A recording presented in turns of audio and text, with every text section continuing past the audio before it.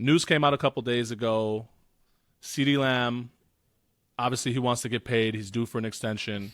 Came out and said he's not. Well, he didn't come out and say it. These are the rumors that either someone in his camp or it got leaked. I don't know the whole details, but rumors are he's not playing this season without a new deal. And if he does not get the deal that he wants, he's going to request a trade. You guys think there's any truth to that, or is it just BS for the offseason?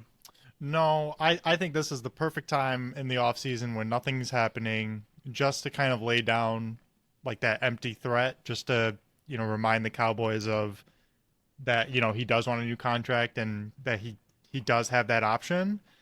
But when push comes to shove, do I see that happening? I don't think so. But what do you think, Mito? Well, what is it? Two rules of thumb. Go check his Instagram. Did he unfollow the Cowboys? Did he unfollow Dak? Hasn't done that yet. So we're not there yet. I think, like Ryan's saying, it's just an empty threat. He's probably honestly just bored during the offseason. But I'm looking at it the Cowboys' point of view.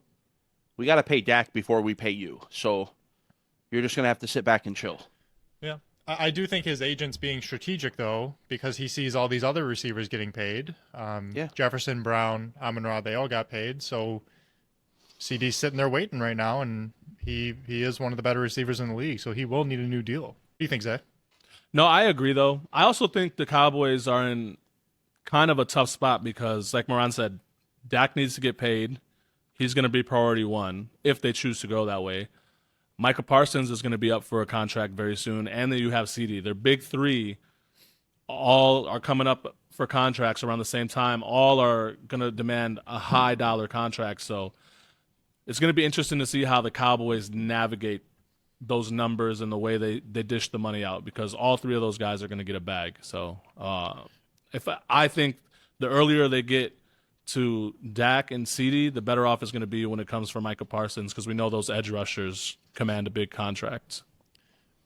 And going back to Dak, though, I do think this is I think it's as important to pay CD as it is Dak, because when you look at the Cowboys depth chart, there's Dak and CD and nobody else on offense.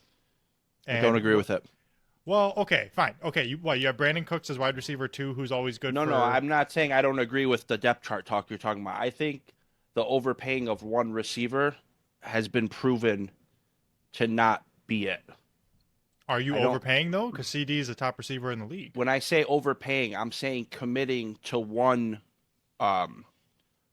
player. Most, like, bro, if you have a receiver room that's getting paid, 90 million or whatever it is combined, that's a problem. I think it's very hard to build a team that way. So that's what I'm talking about. Yeah, I think that the Cowboys believe they're in this window where they can compete. Now they haven't done that, right? They're always getting bounced out early, but they have the pieces on defense.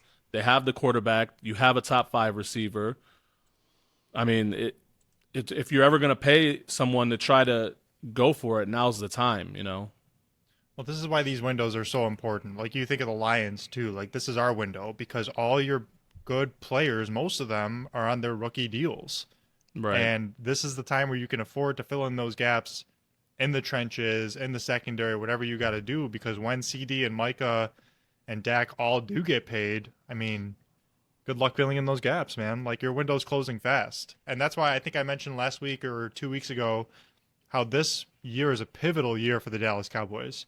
Your coach is on the hot seat. All your best players are up for new contracts.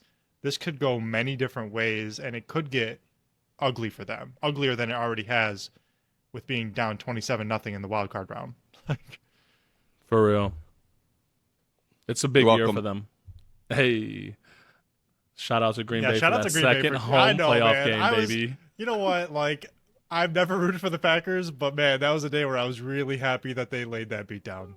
Buddy, I was rooting for the Packers that day, as well as the entire Ford Field. They had the Packers-Cowboys game on every TV in there, and every time the Packers went in to score, everyone was going nuts because we knew we were a few minutes closer, excuse me, a few minutes closer to game time, and then as long as we did our job, we got another home playoff game. So that was a good time.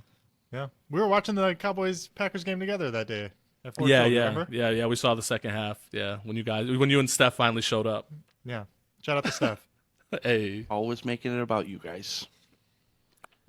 what, bro? We said thank you.